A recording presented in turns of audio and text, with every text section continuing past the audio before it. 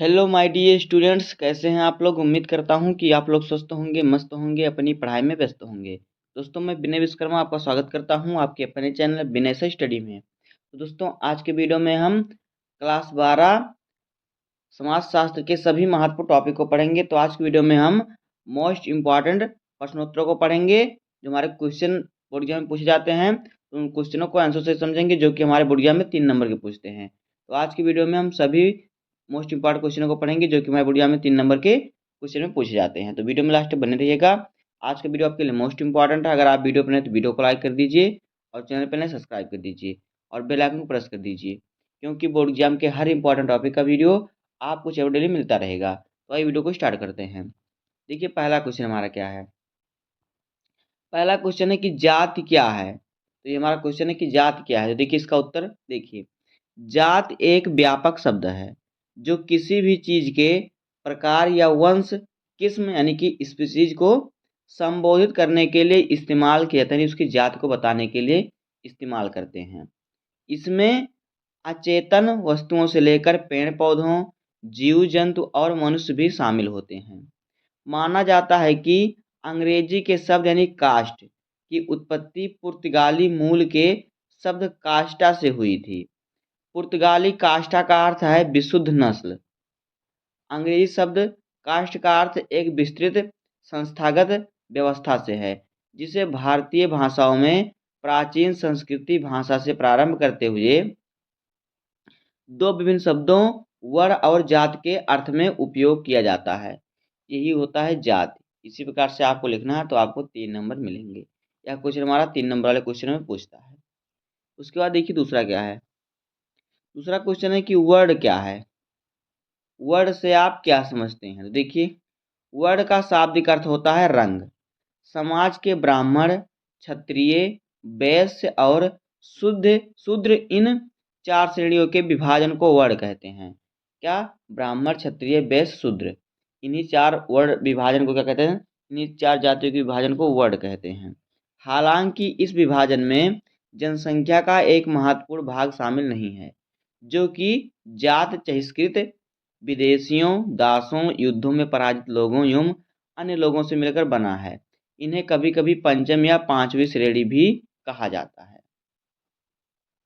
अब देखिए अगला क्वेश्चन क्या है। क्वेश्चन नंबर 3 देखिए, कह रहा है कि सत्य शोधक समाज की स्थापना किसने की थी। तो देखिए, गोविंदराव फूले। ज्योतिराव गोविंदराव फूले ने 1873 ईस्वी में सत्य शोधक समाज की स्थापना की। यह संगठन निम्न जाति के लोगों के मानवाधिकारों और सामाजिक न्याय की प्राप्ति के लिए समर्पित था। फुले ने जात व्यवस्था के अन्याय की भर्त्सना की और छुआछूत के नियमों को घोर निंदा की। जो छुआछूत का नियम था उससे उन्होंने क्या किया, घेर निंदा की, उसका विरोध किया।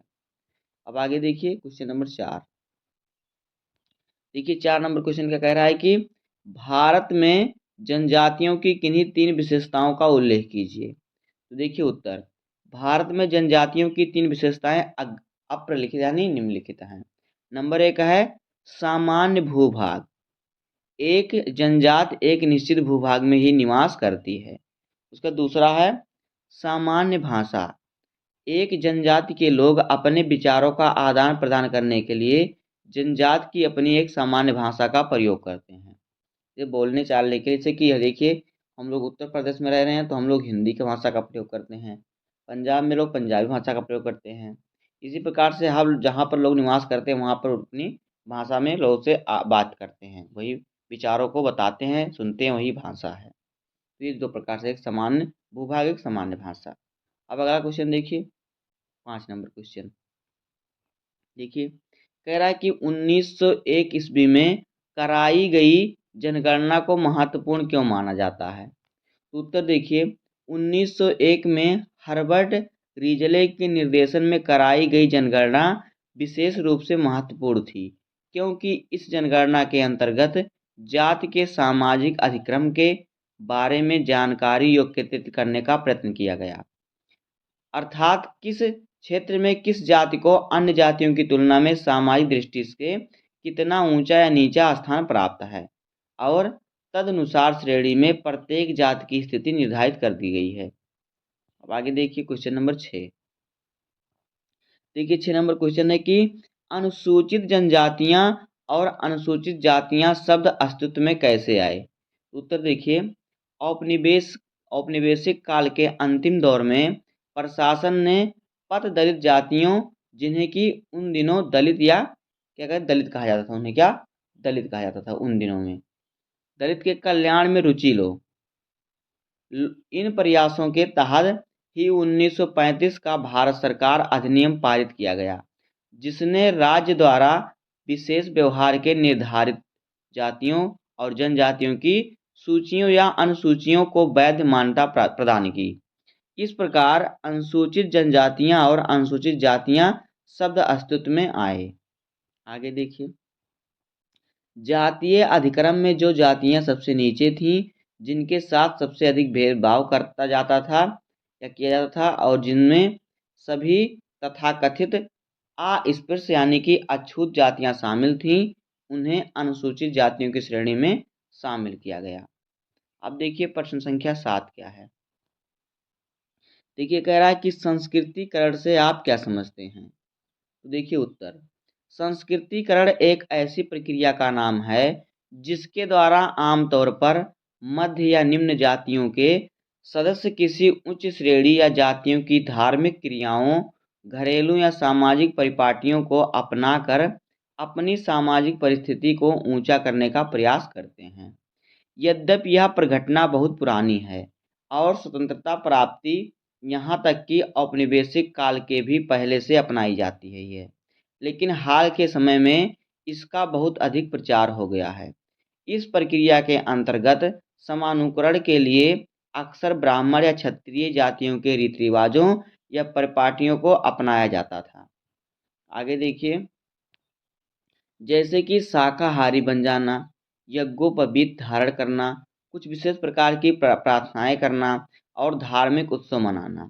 संस्कृतिकरण की प्रक्रिया आमतौर पर संबंधित जात के आर्थिक स्तर में उन्नति होने के बाद या उसके साथ साथ अपनाई जाती है, यद्यपि यह स्वतंत्र रूप से भी अपनाई जा सकती है। अब देखिए प्रश्न संख्या 8 आ गया क्या है। देखिए प्रश्न संख्या 8 है कि वर्ग से आप क्या समझते हैं। तो उत्तर देखिए, वर्ग अर्जित परिस्थिति पर आधारित होता है। वर्ग का मुख्य आधार आर्थिक है। व्यक्ति अपनी योग्यता, शिक्षा, ज्ञान के द्वारा वर्ग में अपनी स्थिति को उच्च कर सकता है। वर्ग को मुख्य 3 भागों में विभक्त किया जा सकता है। नंबर 1 है निम्न वर्ग, दूसरा है मध्यम वर्ग, तीसरा है उच्च वर्ग। इस प्रकार से इसे 3 भागों में बांटा गया है। अब देखिए आ गया हमारा क्वेश्चन नंबर 9। यहाँ पे देखिए यहाँ से यहाँ तक हमारा क्वेश्चन नंबर 9 है। तो देखिए क्या है, कह रहा है कि जनजाति से क्या अभिप्राय है। तो उत्तर देखिए, जनजाति एक आधुनिक शब्द है जो ऐसे समुदायों के लिए प्रयुक्त होता है जो बहुत पुराने हैं और उपमहाद्वीप के सबसे पुराने निवासी हैं। भारत में जनजातियों की परिभाषा नकारात्मक शब्दों में अर्थात वह क्या नहीं है यह बताकर की जाती है। जनजातियों ऐसे समुदाय थे जो किसी लिखित धर्मग्रंथ के अनुसार किसी धर्म का पालन नहीं करते थे। उनका कोई सामान्य प्रकार का राज्य या राजनीतिक संगठन नहीं था। उनके समुदाय कठोर रूप से वर्गों में नहीं बटे हुए थे और सबसे महत्वपूर्ण बात यह है कि उनमें जात जैसी कोई व्यवस्था नहीं थी। ना वह हिंदू थे और ना ही किसान थे। जनजात शब्द का प्रयोग औपनिवेशिक युग में प्रारंभ किया गया था। समुदायों के एक अत्यंत विषम समुच्चय के लिए एक अकेले शब्द का प्रयोग मुख्य रूप से प्रशासनिक सुविधा की दृष्टि से किया गया। अब आगे देखिए क्वेश्चन नंबर 10 क्या है। देखिए 10 नंबर क्वेश्चन कह रहा है कि मूल एवं विस्तारित परिवारों के विषय में समझाइए। देखिए मूल अथवा विस्तारित परिवार से आप क्या समझते हैं। 2 उत्तर लिखना है आपको, या फिर मूल एवं विस्तारित परिवारों के विषय में बताएं, या फिर विस्तारित परिवार से आप क्या समझते हैं। तो उत्तर देखिए यहाँ पे देखिए मूल परिवार में माता पिता दंपति और उनके बच्चे सम्मिलित होते हैं। जो मूल परिवार होता है उसमें क्या माता पिता यानी दंपति का अर्थ होता है माता पिता यानी पति पत्नी का जोड़ा। तो माता पिता यानी पति दंपति यानी पति पत्नी का जोड़ा और उनके बच्चे शामिल होते हैं। और विस्तृत परिवार में आमतौर पर संयुक्त परिवार कहते हैं। जो विस्तृत परिवार था, बड़ा परिवार को क्या कहते हैं? संयुक्त परिवार कहते हैं। तो विस्तृत परिवार के भिन्न-भिन्न रूप होते हैं। जो बड़ा परिवार होता है उसके अलग-अलग रूप होते हैं। लेकिन उनमें एक से अधिक युगल होते हैं, यानी एक से अधिक दंपति होते हैं, एक से अधिक माता-पिता होते हैं। और जैसे कि दादा-दादी आपके एक हो गए, वो इनका एक दंपति हो गया, आपके मम्मी-पापा एक दंपति हो गए, तो इस प्रकार से। तो इसमें अन्य मतलब अधिक दंपति होते हैं भिन्न-भिन्न। अक्सर 2 या अक्सर 2 से अधिक पीढ़ियों के लोग एक साथ रहते हैं।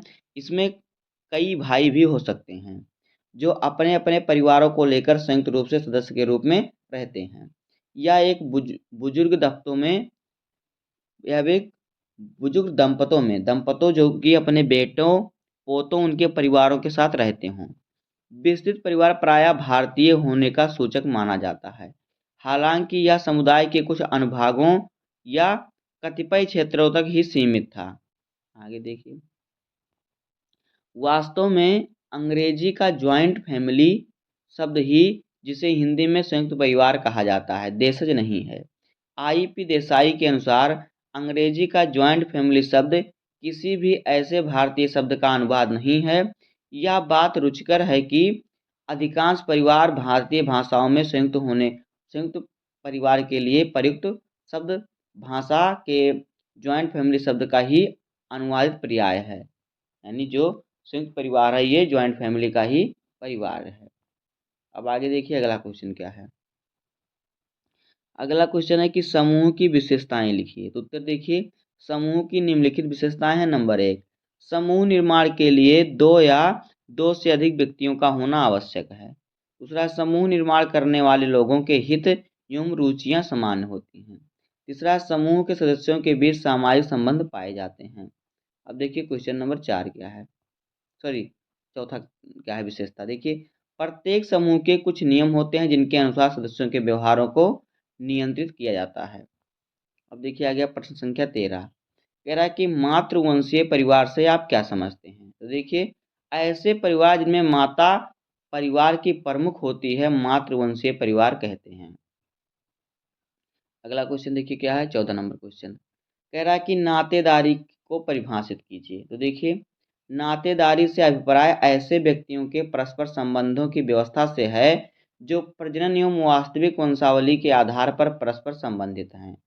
रॉबिन फॉक्स के अनुसार नातेदारी केवल मात्र स्वजन अर्थात कि वास्तविक ख्यात अथवा कल्पित समरकता वाले व्यक्तियों के मध्य संबंध है। रेड क्लिक ब्राउन के अनुसार नातेदारी सामाजिक उद्देश्यों के लिए स्वीकृत वंश संबंध है जो कि सामाजिक संबंधों के परस्परात्मक संबंधों का आधार है। अब देखिए क्वेश्चन नंबर 15 क्या है। देखिए, कह रहा है कि नातेदारी के प्रमुख प्रकार लिखिए। तो देखिए, नातेदारी का आधार संबंध और सामाजिक अंतःक्रिया है। नातेदारी 2 प्रकार की होती है। नंबर 1 है समरक्तीय नातेदारी, यानी रक्त संबंधों को व्यक्त करने के लिए समरक्तता का प्रयोग किया जाता है। वह संबंध जो रक्त पर आधारित होते हैं समरक्तीय कहलाते हैं। माता पिता व बच्चों के बीच तथा सहोदरों का संबंध समरक्तीय संबंध है। भाई बहन, चाचा ताऊ, भतीजा आदि समरक्तीय संबंध में आते हैं।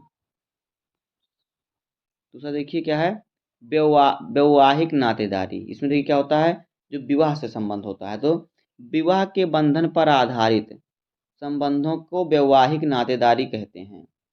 विवाह से केवल वर या वधू के संबंध नहीं होते, अपितु वर या कन्या के परिवार के अन्य सदस्यों से भी संबंध स्थापित हो जाते हैं। जब किसी लड़के का शादी किसी लड़की के घर में होता है, सिर्फ उस लड़की से संबंध उसके पूरे परिवार से संबंध हो जाता है, जैसे कि बहनोई, जीजा, साहू, साढ़ू कहते हैं, साढ़ू, देवरानी, जेठानी आदि। विवाह के कारण स्थापित होने वाले संबंध को व्यक्त करने के लिए विवाह संबंध का प्रयोग किया जाता है, जिसे कहते हैं वैवाहिक नातेदारी। दोस्तों इसी प्रकार से इसका उत्तर हो जाएगा। तो बस आज के वीडियो में इतना ही। इन सभी क्वेश्चनों को आप तैयार कर लीजिएगा, ये बहुत ही इंपॉर्टेंट क्वेश्चन है। तो मिलते हैं किसी नेक्स्ट वीडियो में, तब तक के लिए धन्यवाद, जय हिंद।